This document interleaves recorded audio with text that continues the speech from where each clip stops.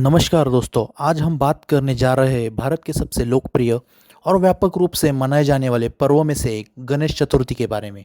लेकिन खास बात यह है कि हम इस त्योहार को सिर्फ धार्मिक महत्ता ही नहीं बल्कि इसे एक सार्वजनिक उत्सव के रूप में मनाने की परंपरा का इतिहास भी जानेंगे।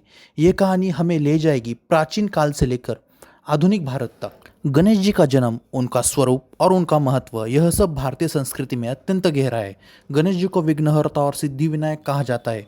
किसी भी कार्य की शुरुआत से पहले गणपति की पूजा करना परंपरा रही है। पौराणिक कथाओं के अनुसार गणेश जी को माता पार्वती ने मिट्टी से रचा था और भगवान शिव ने उन्हें गणों का अधिपति बनाया। ऋग्वेद, अथर्ववेद और पुराणों में भी गणेश की महिमा का उल्लेख मिलता है। यानी गणेश पूजन कोई नया चलन नहीं है, बल्कि हजारों वर्षों से भारतीय जीवन का वह हिस्सा रहा है। प्रारंभिक काल में गणेश चतुर्थी घर घर में निजी रूप से मनाई जाती थी। लोग मिट्टी की छोटी प्रतिमा बनाते, उसकी पूजा करते, फिर विसर्जन कर देते।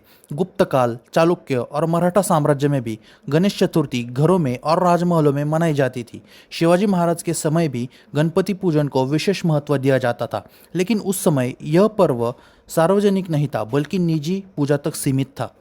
अंग्रेजों के आने के बाद भारत में बहुत से सामाजिक और सांस्कृतिक परिवर्तन हुए। उस समय जनता को बड़े समूह में एकत्र होने की अनुमति नहीं थी। अंग्रेजों को डर था कि कई लोग एकत्र होकर उनके खिलाफ आंदोलन न करें। ऐसे में धार्मिक आयोजनों को छोड़कर सामाजिक जमावड़े लगभग असंभव थे।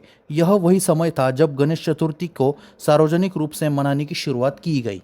1893 में लोकमान्य बाल गंगाधर तिलक ने गणेश चतुर्थी को सार्वजनिक उत्सव बनाने की पहल की। उनका उद्देश्य था कि लोग धार्मिक आस्था के बहाने बड़ी संख्या में एकत्र हो। तिलक ने गणेशोत्सव को एक सामूहिक सांस्कृतिक आंदोलन बना दिया। उन्होंने पुणे से इसकी शुरुआत की और धीरे धीरे महाराष्ट्र, कर्नाटक, आंध्र और पूरे भारत में यह परंपरा फैल गई।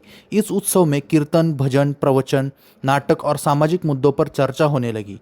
इस तरह गणेशोत्सव सिर्फ धार्मिक नहीं रहा बल्कि राष्ट्रीय एकता और स्वतंत्रता आंदोलन का मंच बन गया। तिलक ने कहा था, गणेशोत्सव वह अवसर है जब धर्म और देशभक्ति एक साथ खड़े होते हैं। इस उत्सव ने कला, संगीत, नाटक और सामाजिक संवाद को बढ़ावा दिया। गणेश मंडल बने जो समाज सेवा और सांस्कृतिक कार्यों के केंद्र बने। जात पात, ऊंच नीच की दीवारें टूटने लगी क्योंकि सब मिलकर गणपति की पूजा करते थे। यह उत्सव आम आदमी और नेताओं के बीच संवाद का माध्यम बना। सार्वजनिक गणेशोत्सव ने स्वतंत्रता संग्राम को मजबूत किया। गणेश मंडलों में लोगों को एकजुट कर देशभक्ति के गीत गाए जाते थे। ब्रिटिश शासन को यह समझ आ गया था कि धार्मिक आस्था के बहाने जनता जागरूक हो रही है। यह त्यौहार उस दौर में सामाजिक क्रांति और राजनीतिक जागरूकता का प्रतीक बन गया। 1947 के बाद गणेशोत्सव का स्वरूप बदल गया। अब यह मुख्यतः धार्मिक और सांस्कृतिक उत्सव बन गया। हर मोहल्ले, हर गांव, हर शहर में गणेश मंडल बनने लगे।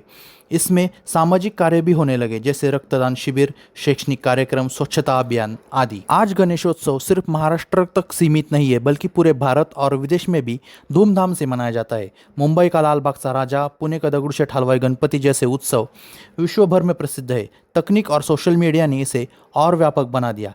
साथ ही पर्यावरण के प्रति जागरूकता के कारण आजकल लोग इको फ्रेंडली गणपति की परंपरा भी आगे बढ़ा रहे हैं।